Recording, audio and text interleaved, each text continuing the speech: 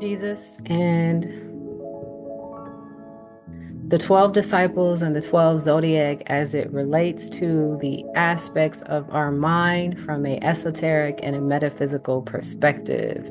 Esoteric meaning from within, metaphysical above and away the physical. So my astrologers that are in the building, I want to preface this now. This is a different way of looking at astrology as well as the 12 disciples, because if this is your first time watching me, I am Satra Anuket. I am a student of the 7 Hermetic Principles, and I have an over and understanding that the Bible is written in metaphors and allegories, meaning that the Bible is a book about you and the aspects of your mind. So Jesus and the 12 disciples represents us and the 12 aspects of our mind. And every astrologer knows that we all have the 12 signs within us because it is energy, and everything is energy, and energy is in all things, which some people call God, mind, creation, whatever it is a living life force of what I like to call the universal creator, most high consciousness itself. So with having all of that said, we are starting with the second group, the second element, which is water signs. And the way that I like to start this is I will go into the element itself, and then I will go into the overarching principle and aspect of the disciple, and then I'll get into the sign of the zodiac and the ruling planet and how it all correlates. So without further ado, let's get into water. So water is the life-giving force of all of things. Water is a source of all life, just as the rest of the elements, as earth, water, fire, and air. But earth is different from water, and they're all different. Water is the life-giving force. It is the source of all of life. It symbolizes the fluid that is in the womb of creation, the fluidity of existence, and what happens when things are formed and becoming physical matter. It is the ever-changing and nourishment in nature and reality. The world itself is mostly water. The world is made up of mostly water. We think that we're these earth dwellers and living on this land. Like sea creatures are probably like, the world ain't, they think it's theirs. It's mostly ocean. And we are 70% water. So water is so significant and profound. It represents cleansing and purification. It's a powerful cleanser, both physically and spiritually. It washes away impurities, negativity, and emotional blockages. Water is great for reflection and introspection. It's a reflective surface of water allows us to see ourselves more clearly. It can be a mirror to the soul if you're looking down in still water and looking at yourself. It can reveal our deepest emotions in our subconscious mind. Water represents emotional depth. Water signs are very, very deep when it comes to emotions. They're associated with intuition and the subconscious mind. It represents the depth of our well-being and the flowing of tides, and embracing the cyclical nature of the ebbs and the flows and the rhythms and the highs and the lows of our emotions, and of being in nature and being a part of the element, and what being a part of that life force means. Many spiritual traditions, water is used for the divination and reflection, as I mentioned. You know, using it as a mirror can provide so many insights to those things that we have hidden in our subconscious mind. So I would just say that water represents flow and movement. Water symbolizes the fluidity and movement of the ever-changing cyclical rhythm and cycle of nature. It reminds us to literally go with the flow. It takes up shape and it forms and it goes beyond even the hardest of substance, and it can permeate and penetrate through rock. It has the ability to adapt to change and embrace the cycles of nature, the ebbs and the flow, the rising and the fall of the tides of our emotions, of waves. So starting with the first water sign, Judas. Judas gets a bad rap in the literal sense because a lot of people don't understand who Judas really is and what he represents. And as I mentioned, Jesus and the 12 disciples it's 12 aspects of his own mind. So people don't understand that Judas and Jesus are the same. Judas represents our shadow self. He's a darker, more repressed aspect of our personality. This is where greed and desire comes in.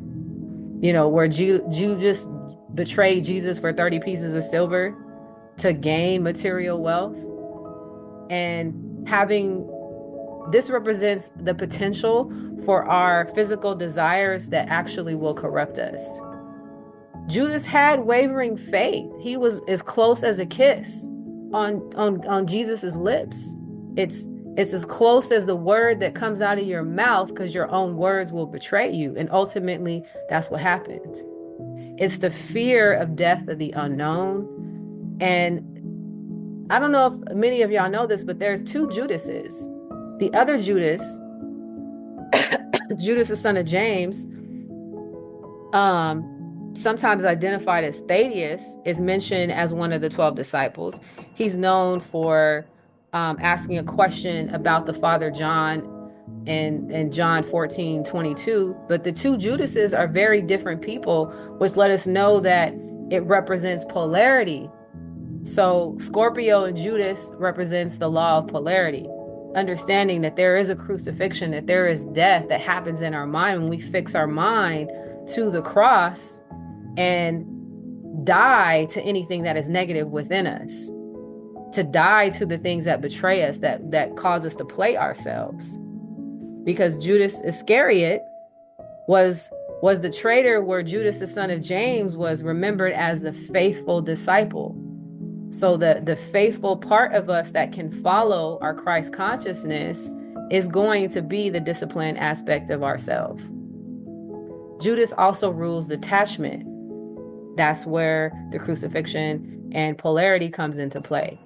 Literally going away from the negative, detaching ourselves from those negative thoughts, those negative aspects of our mind, saying, no, I'm no longer choosing that. I'm going over here. I'm going to starve my attention. I'm not even going to give it any energy. I'm going to kill it by not even giving life to it, because we understand that where attention goes, energy flows. And so I don't want to breathe any more energy, any more life into this. I'm going to let it die. And it represents the regeneration, the phoenix rising from the ashes. It's intensity and focus. It's probing deep beneath the surface, because Scorpio energy, Judas energy is deep, to uncover those hidden truths. Judas was good and evil, as polarity is. It's light and shadow, it's love and hate. The struggle between the higher and the lower self, which is as close to you as a kiss, but that can also betray you if you speak words of life and death, or the power of your tongue. So if you give energy to the darker side of doubt, it will kill you, because evil destroys itself. That's the killer. That's the killer of the energy. That's letting us know how powerful that is, and understanding that within that, in order to go through transformation and rebirth, you have to be ye transformed by the renewing of your mind. This is all a mental process, y'all. And when it comes to Scorpio, because it is polarity, it's duality, it's a unique case, because the sign is actually ruled by two planets, go figure. Pluto, which is the modern ruler, represents transformation, power, intensity, and the depth of our unconscious. Pluto gives Scorpio energy profound depth. It's the ability to navigate through profound challenges. And it's intense, and in its emotional experiences. Scorpios they feel very deep, intense emotions. All water signs have deep, intense emotions. They go to the depths. Pluto rules transformation and deeper meanings, the underworld, the control, and the subconscious mind. Always searching for deeper meaning. Also, Mars, the other planet that is ruled by Mars, the symbol of Mars is a shield and a spear. And Mars rules energy, anger, drive, passion, sex, and other primal desires that we have. Mars, as the traditional ruler, represents that passion and that drive, and revealing how you express anger and drive with intense passion. It's the combination of these two polar influences which creates a complex and multifaceted energy of this transformational phoenix rebirth death process of what water is within its purification as a deep element. Now on to the next disciple, beloved John. The John energy requires us that we judge based on love. Before you can judge based on love, though, you have to have righteous judgment. James comes before John within the order of the discipleship. So, can you righteously judge, and can you righteously love yourself correctly enough to develop your God-given gifts? Can you recognize your spiritual unity and openness of all things? Do you really, really love yourself enough to honor your purpose and your talents? And sometimes, often as givers, I know I'm a giver, it's like I will give to myself last. And that's that energy of Cancer, right? It's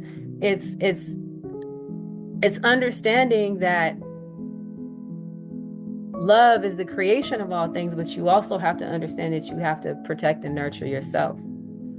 John represents the manifestation of creation of love within consciousness.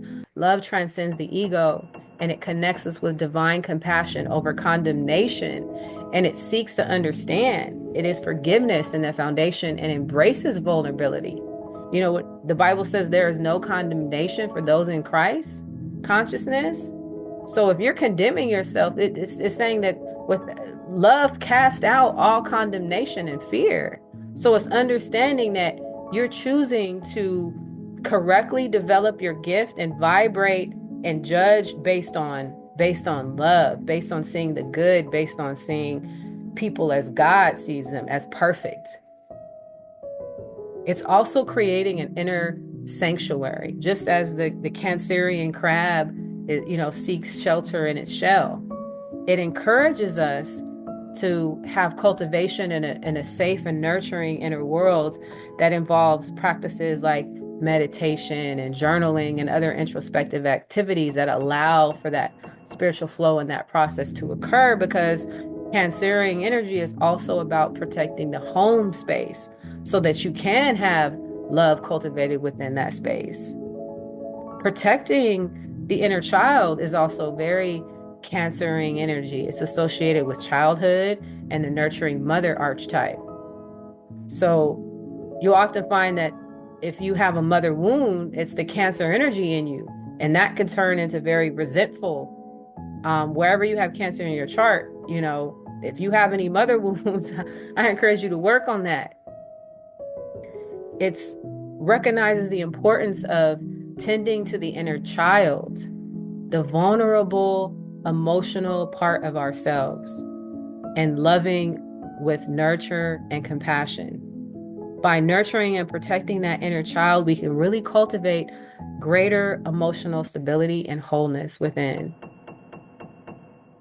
This energy is also intuition and emotional awareness, which is emotional intelligence, developing that emotional intelligence. Cancer is ruled by the moon, which symbolizes emotions, intuitions, and the subconscious. This sign emphasizes the importance of developing an emotional awareness for your inner guidance and being able to ride within those waves of the water. Because the moon controls the water, the moon controls the tides.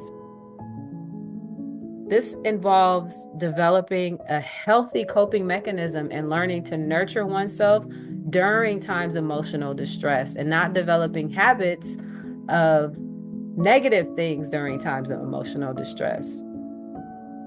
The moon is luminary and it governs emotions, needs, instinctual reactions, the unconscious self, introspection, imagination, and intuition. In astrology, the moon represents who you are emotionally and how you process your feelings. The moon is a ruler of Cancer because it is so associated and closely connected with water. It's the cycles of the waxing and the waning and the ebb and the flow of emotions and the ever-changing tides of life. Now on to our last water sign. Before we go into our last water sign, I'm going to take a sip of this tea.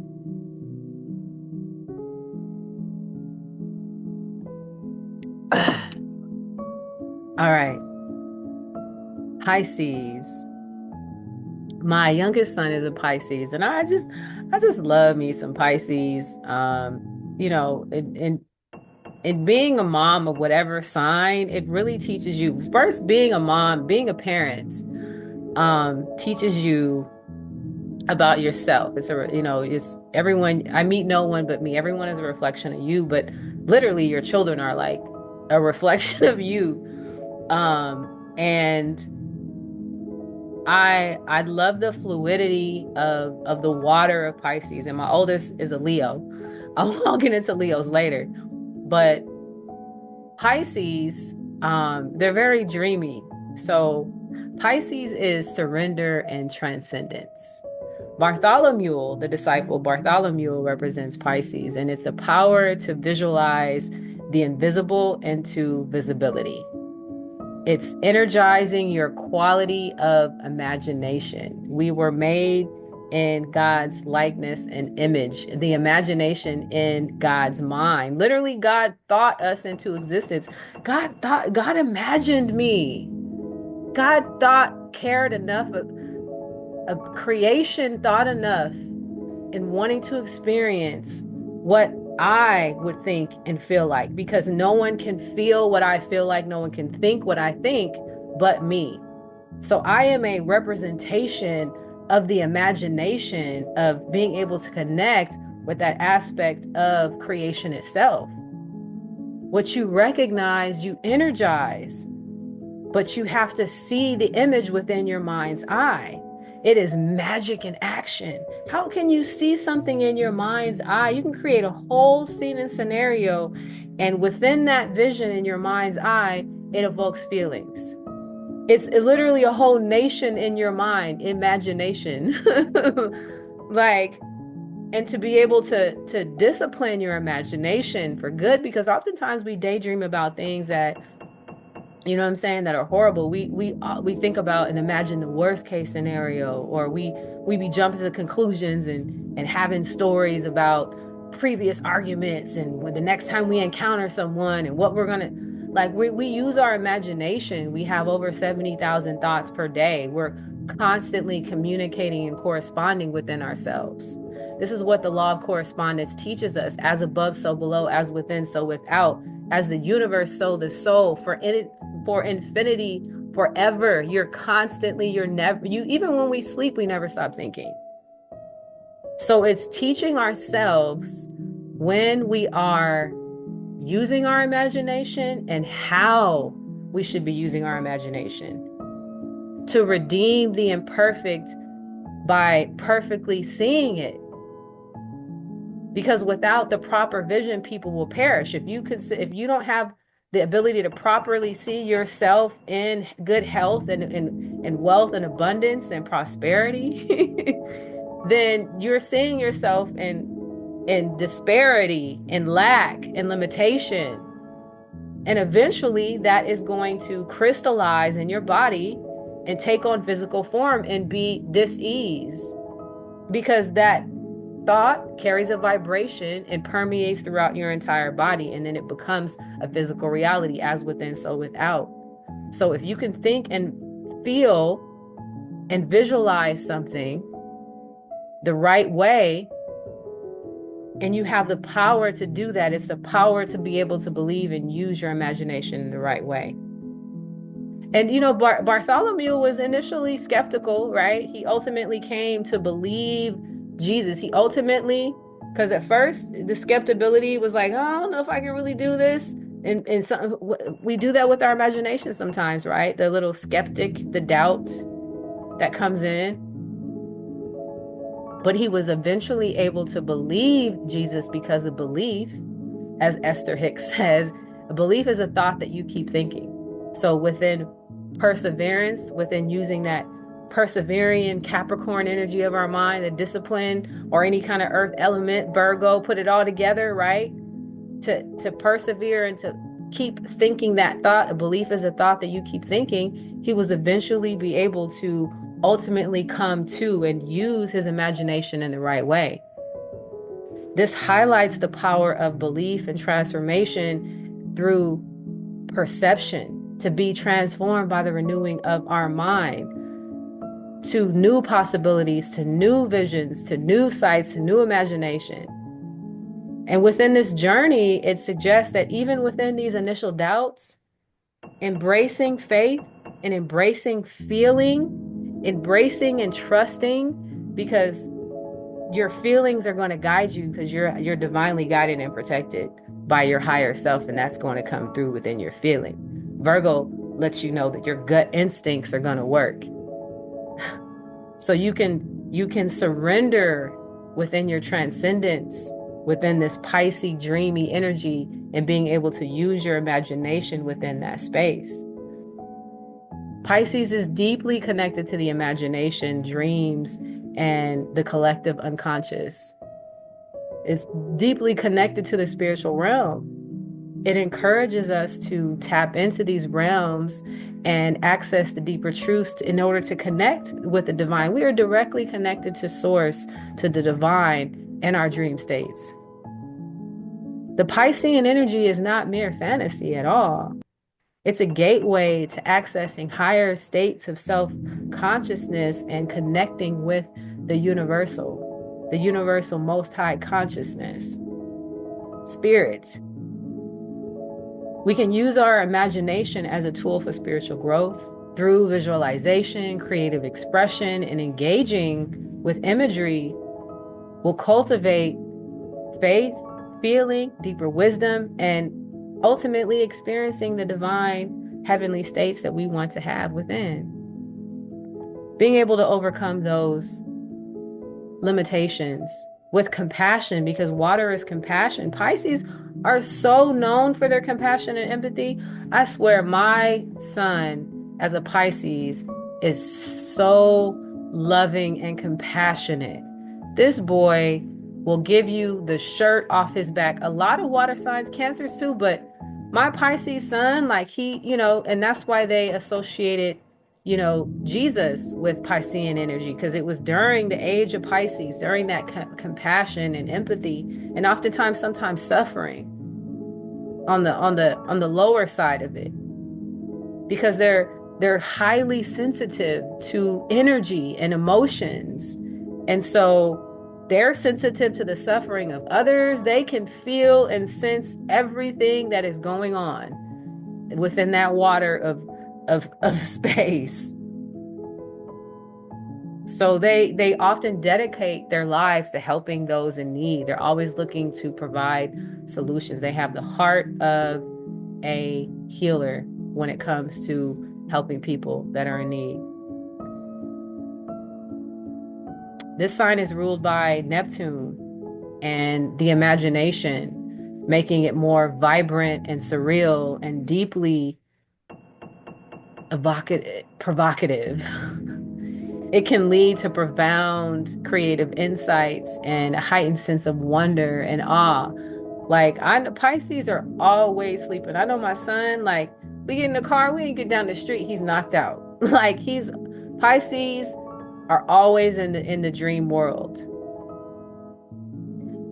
Within that state, within that dreamy state, we can dissolve our limitations and our boundaries because Neptune's influence dissolves boundaries between the self and the other, fostering a sense of interconnectedness and oneness with the universe. This can lead to profound experiences of compassion, empathy, and ultimately universal love. It encourages us to surrender to the flow and trusting in a higher power and accepting the interconnectedness of all things. It can involve, being able to have those higher states of consciousness through meditation, because Pisces is associated with those mystical, dreamy experiences and the exploration of higher consciousness. Sometimes using plant medicine, Piscean is known for escaping the higher realms within connecting with the elements of plant medicine in order to connect to those spiritual realms. It involves cultivating a receptive mind, open to intuition and the subtle energies and the waves of the universe. This is Pisces. I hope you all enjoyed the interpretation, esoteric and metaphysical interpretation of the water signs. Next is we got earth, water. Now we are going to do fire and air next. So make sure you like, subscribe, stay on the lookout for my next video when I continue my breakdown on the 12 disciples and the 12 zodiac signs from an esoteric and metaphysical perspective. Share it with a friend. Until next time, y'all. Peace out.